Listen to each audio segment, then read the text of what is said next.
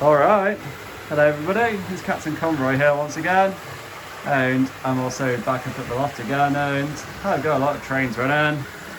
Got Lady Patricia, got Silver Link, there's Lake Start, and over on the narrow gauge line, there's Rusty, which I of course got him after Renee says I ordered him from Rails of Sheffield directly in the shop. And from the Toulouse side of things, I got Peter and Sam shortly afterwards from some of the narrow gauge rolling stock. And as of late, I've been wondering, out of all the locomotives in my collection, which one of these would I consider the most iconic? Naturally, not just them running under there right now, but just in a general sense of everyone, because I do have quite a lot by now, and the collection's still expanding, as I'm keeping some of them in there, rolling stock and engines. But yeah, as I've now grown curious, I thought that's what today's video would be about, as I showcase what I consider to be the most iconic locomotives in my collection. We'll be right back.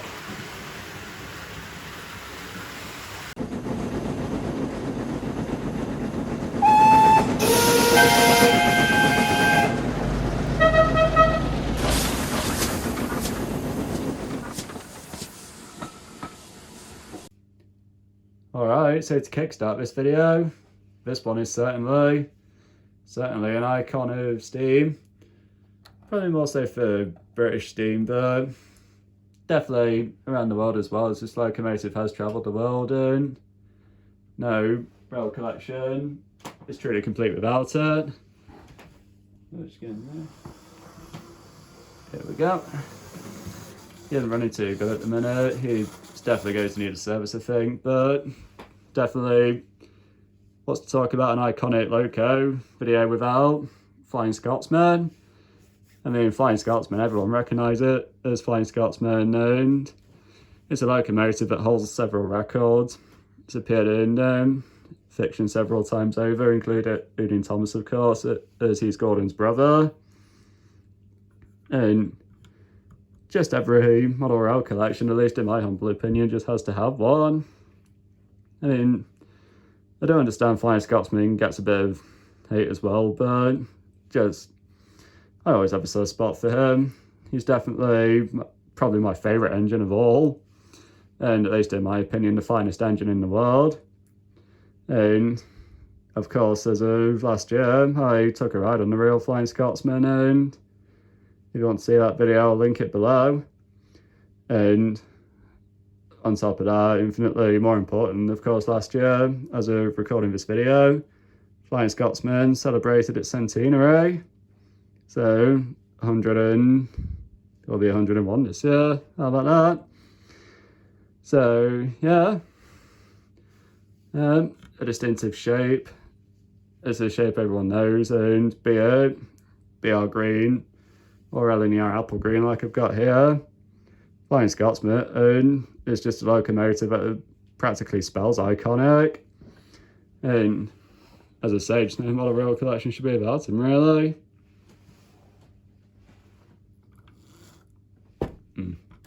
Yeah, I'm really going to have to service him when this video is done.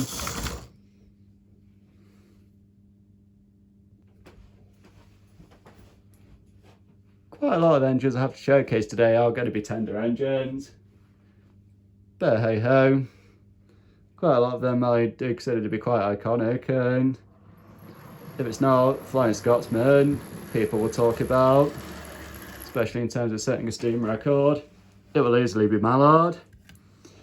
I might have mentioned before this one's a Bachmann model, but once again, Mallard's a locomotive that most, if not all, model rail collections should have, and it's another instantly recognisable one from its very unique, streamlined shape to its blue colour scheme, its number, nameplate, and of course everyone knows what's special about Mallard, as he currently holds the steam record for speed, as Mallard broke the record going 100 miles an hour by going 126 miles an hour.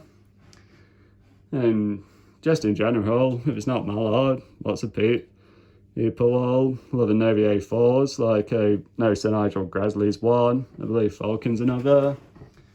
And of course I've got Silver Link right there, which is my brother's model.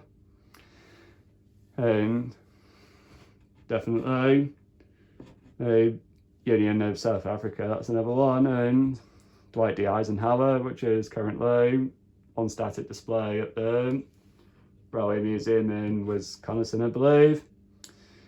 And of course, we know of the no mallard, and I had the pleasure of seeing the real mallard at the National Railway Museum in York, which is funny. I had Lodestar running earlier as well. It's also where Lodestar is, and Flying Scotsman goes there too, and he's not running rail tours.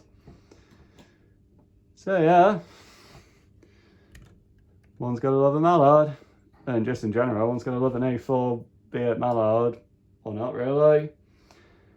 But yeah, I love the A4s, so iconic, and they really,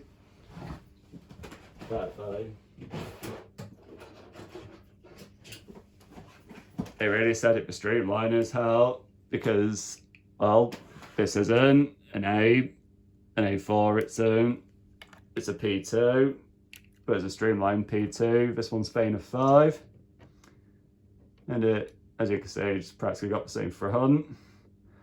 So yeah, really set the goal for streamline here. So yeah, this one's mallard.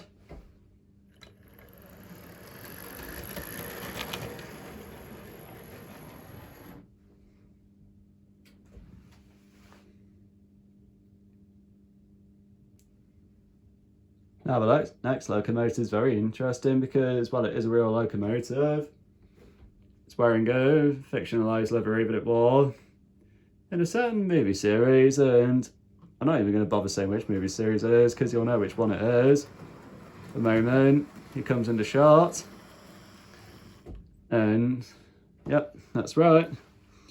It is the Hogwarts Castle locomotive, aka Alton Hall. As I understand, the number 5972 actually belongs to Alton Hall, but of course what's fictionalised is the fact that it's got the Hogwarts crest on the tender, it says Hogwarts Castle on the side, and it's got the name board. And by itself, just by being in a film series is it is the Harry Potter movies, it was certainly enough to and Alton Hall star of fame, I suppose, in the world of iconic locomotives. I mean, if it weren't in the Harry Potter movies, Alton Hall could possibly have just been a regular Hall class on a heritage railway somewhere. But if it weren't for the Harry Potter movies, Alton Hall wouldn't have a name. And just what's not to love? You got the lovely crimson paint, and of course you got the connections to Hogwarts, Hogwarts Castle, Hogwarts Express, Hogwarts Railways, and well, that's what it says in the tender anyway. And naturally, people just love how it says Hogwarts Castle, despite the fact that it's a Hall class. Well then, I wonder how Hogwarts Hall would sound. What do you think, guys? Hogwarts Hall? Or should it just stick to Hogwarts Castle? Might make an interesting form of debate, that. And yeah, this is Alton Hall. Definitely a big icon in terms of fictional / real steam, and be it in or out of guises for Hogwarts Express. I do love the Hall class locos, they are lovely.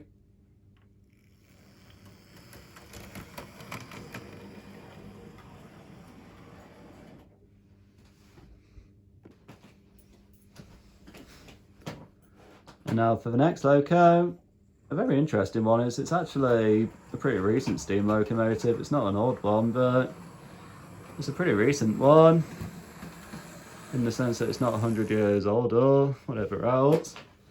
But yeah, this one's Tornado.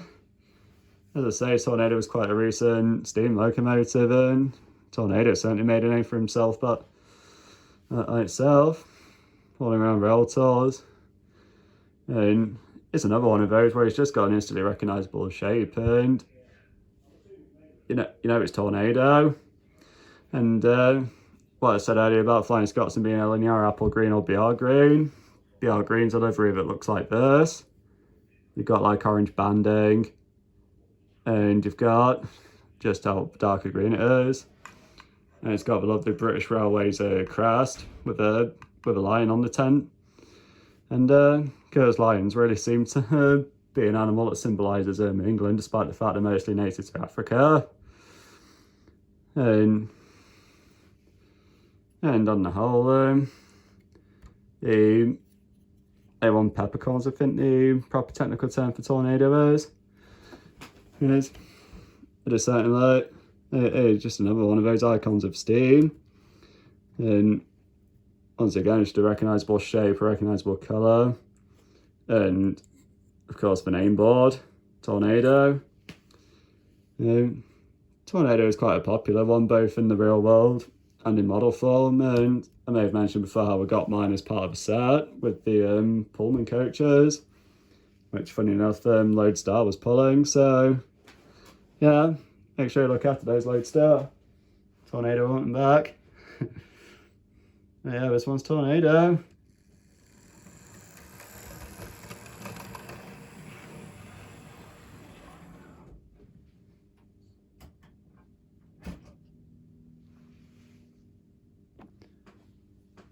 Right then, this next locomotive, I'm sure it will have some history, but especially as of right now, it will no doubt be very recognisable, and I'll definitely consider iconic, because when it was first announced, let's just say it really took social media by storm. And of course, said locomotive is this one. This one is Tor Valley, and Tor Valley is in guise in the livery of the Platinum Jubilee, because purple's always been a kind of royal colour. And I believe it was the official colour of the Platinum Jubilee, so we did it all up. And for some reason or another, of course, Tor Valley was chosen. Renumbered to 70 years, of course, it marked 70 years on the throne.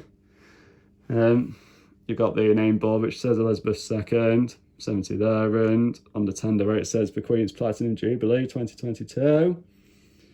And when Hornby announced this, I just snapped one up right away, because I knew I wasn't going to miss such a special chance, and a special locomotive. And I'm really glad that I did, because nowadays Tor Valley is getting very hard to find. Well, for a decent price anyway, as people just really love to take model trains and jack them up for what they're worth. But I've at least got Tor Valley, and definitely an icon of steam if it weren't for making such a bold move. I mean, you do sometimes see them on the modern engines that run on the line, at least near where I live anyway. But let's face it, a purple steam locomotive really isn't something that you see every day, is it? I mean, mostly everyone got the chance to actually see Tor Valley wearing the purple livery at the Severn Valley Railway.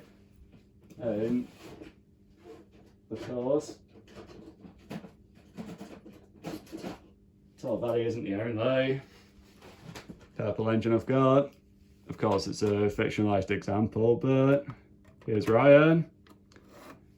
And for my series, I'm even going to do a story of these two together, because they just look so good side by side, and they even kind of look somewhat similar, don't they, for banding and just the shade of purple they are.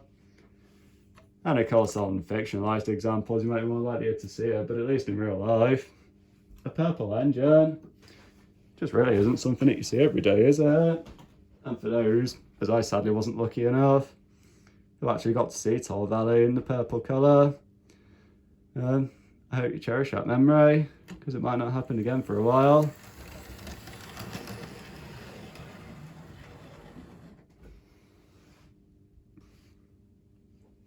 The next locomotive I would certainly consider to be very iconic for both looks and in the sense how it ended up, marking the end of British steam, as it was the last steam engine to be built and function on the main 9, if I've got that right. Do correct me if I'm wrong, but of course the 9F. This example is Evening Star, which like Lodestar and Mallard, I was also lucky enough to see at the Railway Museum in York. And with the 9Fs, I could be wrong, but I believe they're also Britain's biggest steam locomotives. And it is easy to see why, because most have 6 driving wheels. This engine has 10, with 2 leading wheels, and the smoke deflectors there. And be it single or double chimney, like the example of Evening Star, it certainly makes for a recognisable shape, and of course by themselves, locomotives are just very iconic steam ones, and somehow a steam loco really makes a classic image of what a train should look like, at least in my opinion. And the 9Fs are really no exception, and just what a sight it must have been back in the day watching these haul really long freight trains on the main line. And I wouldn't be too surprised if they pull, say, passenger coaches on heritage railways. I really won't be too surprised if they do. And if so, it would be cut out for it, because if they can haul trucks, they can easily haul coaches. And once again, just what an icon in the sense of how big it is, its shape, and how in the way it marks the end of British steam. Which is a bit of a bittersweet note, but what can you do? Nothing lasts forever, and steam certainly wasn't going to.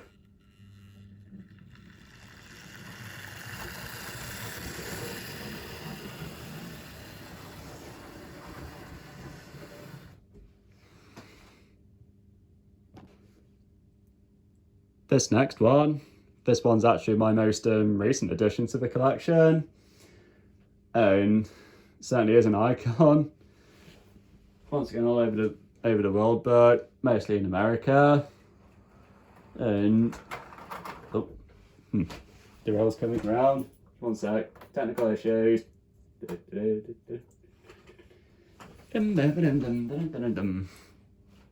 Okay, technical issue fixed. But yeah, as I was saying, we'll certainly see why it's an icon as it comes into shot, and how it truly marks the most iconic of American steam, if one were to ask me. But here we are. It's Big Boy. And yeah. Is there any reason why well, there's no reason why. Of course, hence the name written on it. It's just so damn big.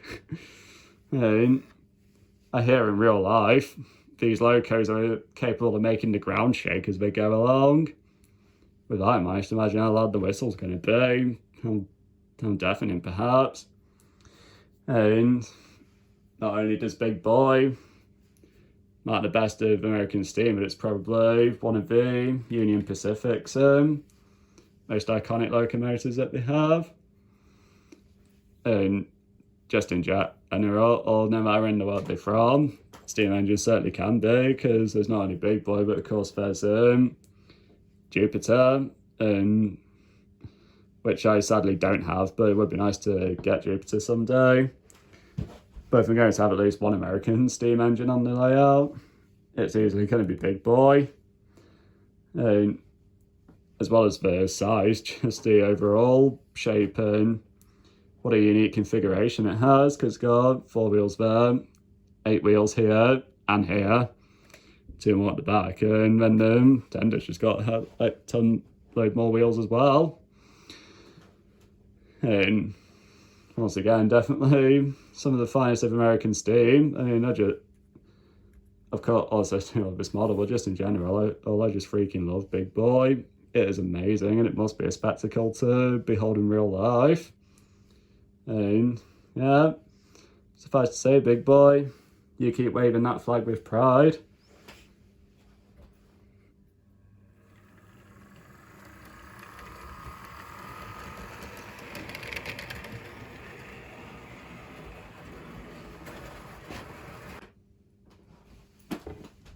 And now, last but certainly not least, as far as the most iconic in the collection goes, well, this Locomotives are fictional example, but on the whole, what's to talk about iconic model trains in the collection without mentioning Thomas?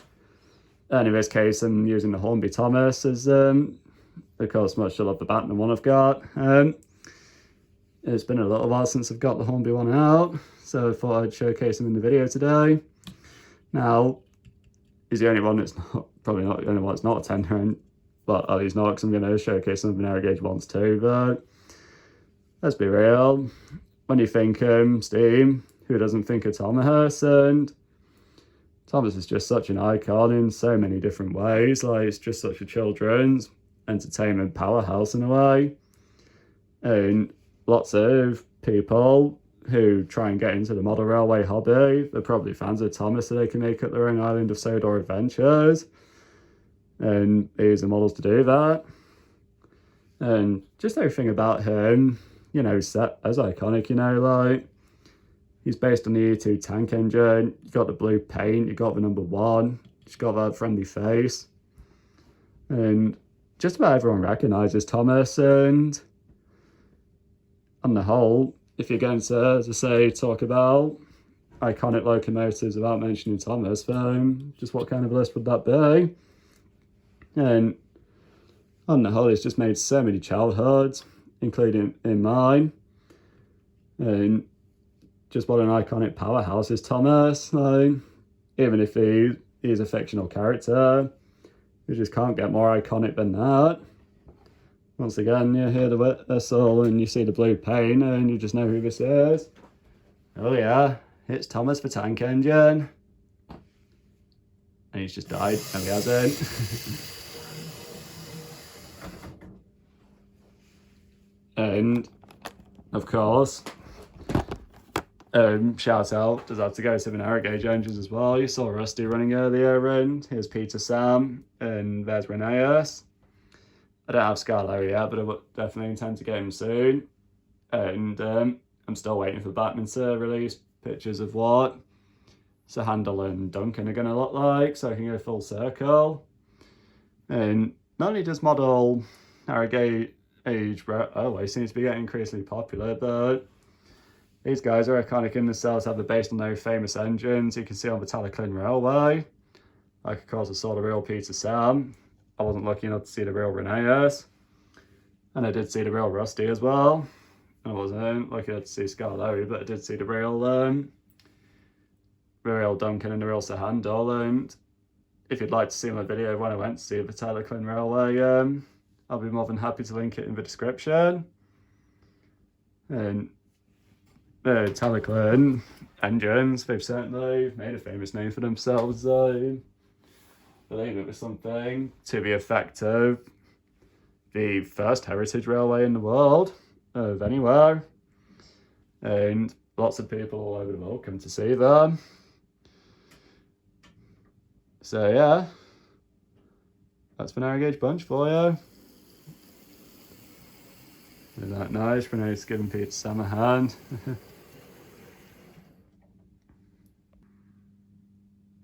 And thus, here we are. All the iconic names and faces. And that'll be that for this video.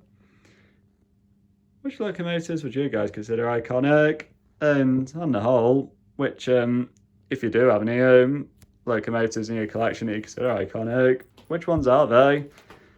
Do feel free to put it down in the comments below. I'd love to read about it.